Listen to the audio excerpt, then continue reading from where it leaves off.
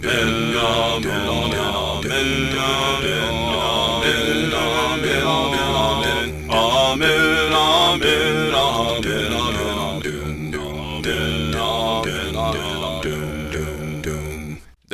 is Jason Reed Pratt, author of Cry of Justice.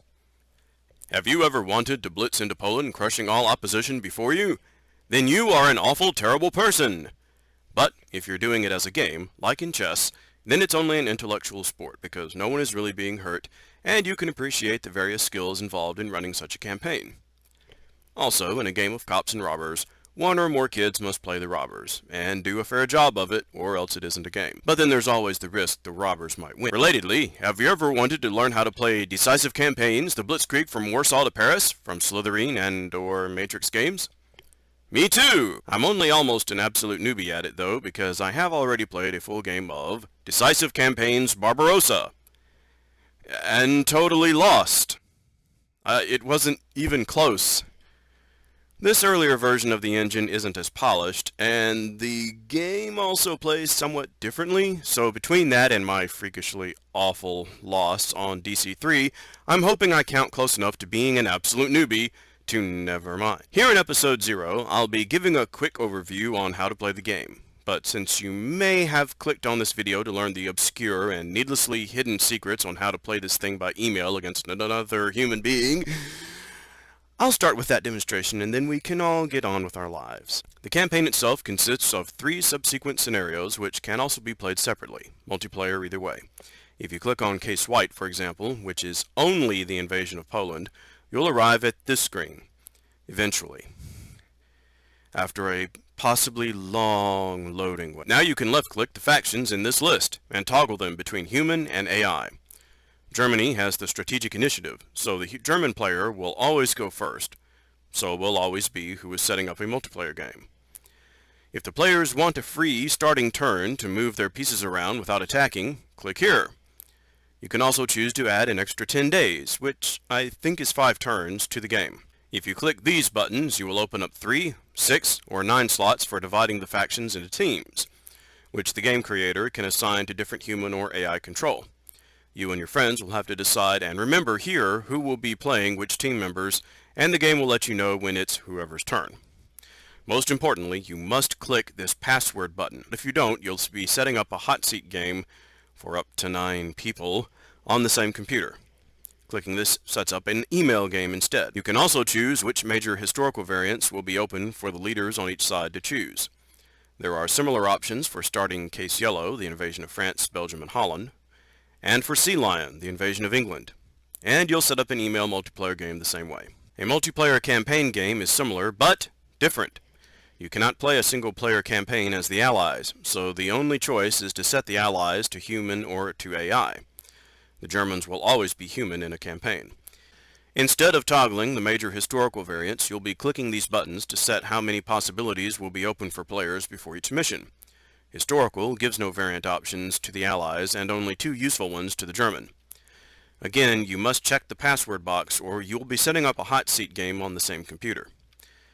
The PBEM protection button will force all players to play their entire turns with no saves, thus requiring you to set aside enough time to get through your turn without quitting. You can quit if you need to, but you'll reload from the start of your turn and any opponent will receive a message you did so. This discourages save scumming to get a better battle result. When the German setup player starts the game, whether the campaign or only a scenario, you'll see this screen, which you can save and quit if you aren't already ready to start already. To proceed, click Login. The game will ask you to set a password for your specific team, and once you've done that, you'll have to click Login again and enter it. Once you're in the game and have done whatever you wanted and could for your turn, click this button on the far right to end the turn. And yes, if you really mean to do so. You'll go to the start screen for the next team, Poland in this case, where you'll need to click the Save and Quit button to generate a turn file which you can name whatever you want. This is what you'll send to the next player, who will put this in the appropriate folder.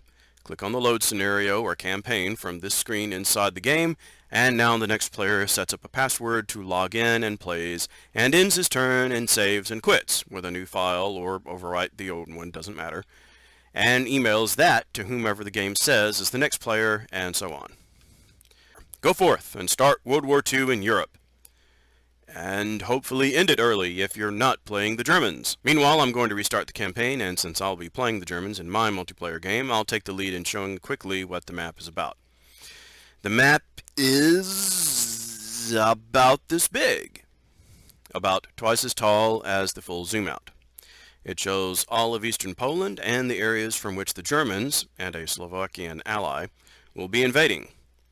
Areas I can't see into at all will be shaded in gray, but totally black areas, like over here to the lower left, are out of bounds. No player can move there. That's also true for the upper right of the map, which is Lithuania. Western Poland isn't shown on the map at all because that's where Stalin will be invading according to his agreement with Hitler. In theory, they want to create buffer states to prevent each other from invading. Actually, they want to create buffer states to act as springboards for invading each other, because they're both ultra-murderous supervillains. Hitler ends up pulling the trigger on that first, and that's Decisive Campaigns 3, Barbarossa, which I horribly lost. I can move the map around with my keyboard arrows, or by moving my mouse to the edges, and there are 3 levels of zoom. This is a medium zoom, looking at my military groups nearest to Lithuania. Germany has a big block of territory over here surrounded by Poland and Lithuania, so I've got a few armies here ready to invade. Unlike some other war games, the Decisive Campaign engine doesn't bother showing nation borders, but this orange squiggle showing how far my control extends approximates the starting border over in this corner. That border will move as I move along, or move back if Poland advances. Everywhere there is an actual map is the operational area of this game, except in the ocean because there are no navies for this game. So even though that gray area here-ish is shaded where I can't see what's going on, my opponent Barth and I can move around in it, and I suspect I'll be taking this particular group eastward into it at the start of the game. Like any classic war game, DC is played with little square cardboard pieces. Except electronic, because we're on a computer, duh. And if you see a piece with a flag, that's a headquarters. In this game, you mostly don't see headquarters on the board until you get to a group of divisions, which is called a corps. This piece is the headquarters for a special corps called Brand Group, led by Albrecht Brand. I've set the preferences so that when I click on him, all the pieces he gives bonuses to light up with his flag color. A flag color I should change if I can figure out how, because I can hardly see it on this map. Fortunately, I happen to know he's in command of these 7 stacks of pieces, or chits, down here to his right. When I click these chits, which you might be able to tell all read 206th if you squint close enough, they all light up as a collected group because they're all part of the 206th Infantry Division. In DC-1, these individual pieces don't get distinct names, just little tiny marks on their flags to show the 1st Brigade, the 2nd, the 3rd, and so on. Sometimes these basic pieces represent brigades, sometimes regiments, but for this game it doesn't really matter. That's just a factor of how many troops the piece represents. These 3 pieces are part of a division, so they're brigades. Each basic piece can have up to 8 kinds of troop types in it. This first one I clicked has 7 kinds. If I click here, we'll find an arty battalion, with only 1,000 infantry, but a fair number of larger cannons and field howitzers. Howitzers lobbed their shells higher, like large mortars, but by the time of World War II, there really wasn't much difference between howitzers and regular cannons when you got this large. We can see some 20mm fast-shooting flak guns too, which can shoot at aircraft and tear up ground troops for that matter. Up here across the lake is a similar artillery regiment for the Lotsen Division, and you can see the other 3 next to it. That red square over there, what is that red square? That's a Polish chit. A brigade or regiment of something. We can't quite see what, because while each of those pieces of electronic cardboard can see several spaces ahead of them, that's more like a maximum possible distance. Anything within that range could still be hidden to any degree. We're getting vague indications of something up there on the road crossing, but what, who knows. One way to tell would be to send a regiment or brigade up there to take a look.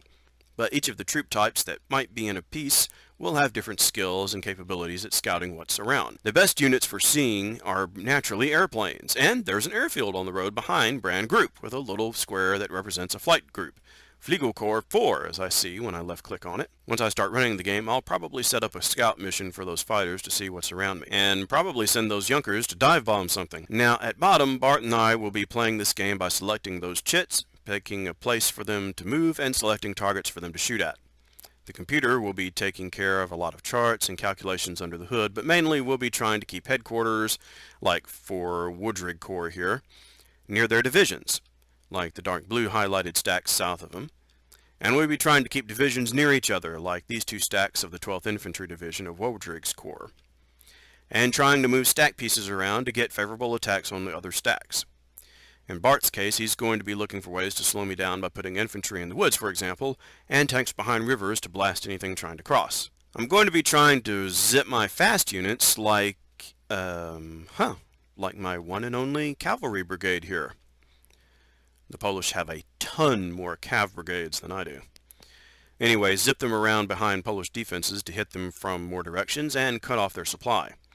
Barth naturally expects this too, which will make things harder for me than for the Germans historically, because the Polish drastically underestimated how fast the Germans could zip into their backfield and ruin their day. And my opponent Barth definitely knows how to blitz himself. He's the one who, blitzing me as the Germans, beat me when playing DC-3 Barbarossa last autumn.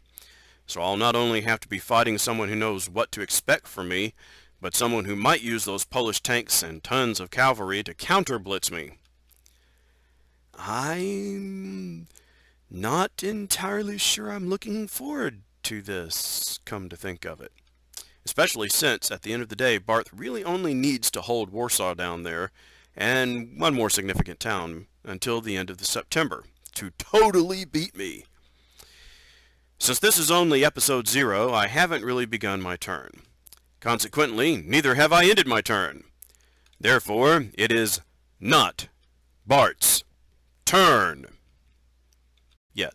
Doom, doom, doom, doom, doom, doom, doom, doom. Amen. Amen. Amen. Amen. Amen. Amen.